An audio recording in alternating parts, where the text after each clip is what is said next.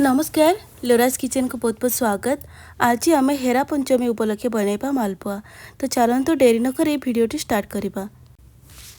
आउ प्रथमे मुझे नहीं जाइए दीटा पाचिला कदली पूरा अधिक पाचि जाइथिबा कदली मध्ये आपण नहीं पारिबे। एबे कौन करबा ना कदलीर चोपा को आम छड़े कि ताको गोटे ब्लेंडिंग जार छोट छोट पीस करके देदेबा। बेले बेले मार्केट रो कदली आनले से टिके रहीकि अधिक पाचि जाए थाए। आपण से कदली को न फोपाड़ी ए रेसिपी मध्य बनै पारिबे। ए देखंतु मो दीटांक कदली सेठी काटिकी दे देछि आ ताको एबे भलरे चिकन करके बाटिकी नहीं आसिली। एबे गोटे बाउल को ताको आमे ट्रांसफर करनबा आ सेथिरे आमे दे देबा मैदा। मैदा देखो मु प्रथमे नेली एठी गोटे कप आ अल्प अल्प करके ताको आमे भल भाव में मिक्स करनबा।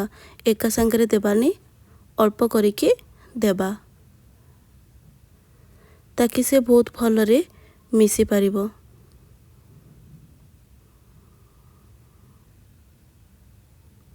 एबे गोटे कप मैदा नहीं सारे आउ एथिरे आउ हाफ कप रो मैदा आमे देबा। तो मु टोटल एठी 1.5 कप रो मैदा यूज कली। मेजरिंग टा समान रखिबे। एबे सेथिरे आमे चीनी दे देबा। तो मु एठी नहीं जाइछि 3 चम्मच रो चीनी। तापर एठी मु नेछि सुजी। सुजी मध्य मु नेछि एठी 2.5 चम्मच। फ्लेवर पाइंका आमे सेथिरे टिके पान मोहरी ऐड करबा आ सेथिरे दे देबा टिके ग्रीन गुजराती। एबे सब को मिक्स करके एटा हला सिझा क्षीर जहा कि रूम टेम्परेचर रे थिला। एबे से सिझा क्षीर रो अल्प अल्प करके देके आमे ताको भलो भाव में मिक्स करनबा। सुजी रो क्वांटिटी टा अधिक नेबेनी। देखंतु मो एठी गोटे कप नै सारिछि तो एठी आ गोटे कप नेले आ गोटे कप रो केतिकी क्षीर लागुछि आपण निश्चय देखंतु।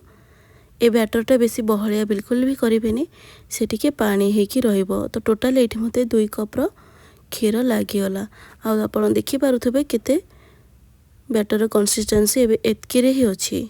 एबे आमे ताको कवर करके मु पूरा ताको 2 घंटा पय रखि देछि ताकि से बिल्कुल भी फाटिबनी।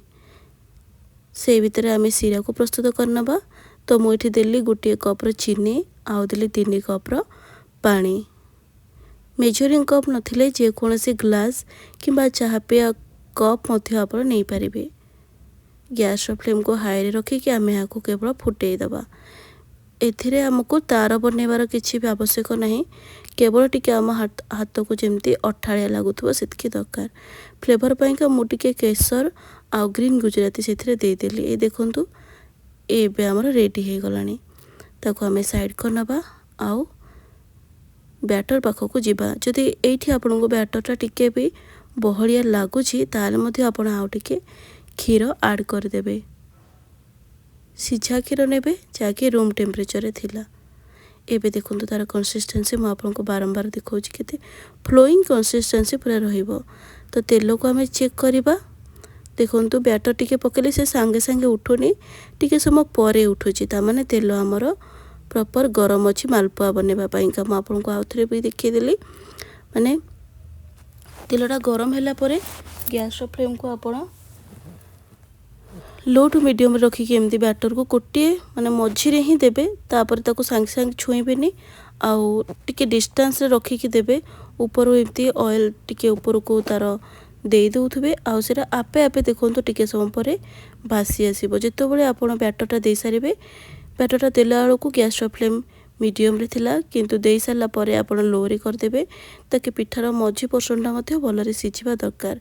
आ उभय बटर कलर जेतो बळे गोल्डन ब्राउन कलर चेंज हे आसीबो आपण जानिबे जे हमर एटा हे गलानी। आ एपरि भाबरे सब को आमे बनै दबा।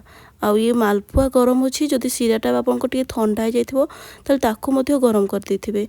देखंतु सिरा रो मोर पूरा केमती धुआं बाहरछि।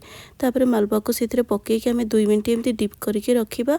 आ 2 मिनिट परे आमे ताको बाहर करनबा। आ ठंडा हैला परे आ को हमें खाइबा। सतरे एटा बहुत ही टेस्ट लागे किंतु मेजरिंग समान रखिबे। सुजीर क्वांटिटी प्रति हाफ कप सुजी रे गोटे चम्मच प्रति हाफ कप्र मैदार गोटे चामचर सुजीटा देवे। बेसी सुजी हेल्ले बेले बेले से फाटी जाए से अधिक समय स्टोर मध्य करके रखिले भल। मिनिमम तो आप अध घंटे करेंगे किंतु जदि टिके अधिक समय रखिले ताले से बिल्कुल भी फाटबनी। एबे आपण देखंतु एमती ही सब मालपुआ को ये बनई देछि। जदि आपण मानकु मोर भिडियोटी भल लगी ताहले लाइक कमेंट और मो चैनल को प्लीज सब्सक्राइब करनेबे। गोटे भी मालपुआ मोर ये प्रोसेस रे फाटे नहीं आताको लो फ्लेम रे ही छाणिबे।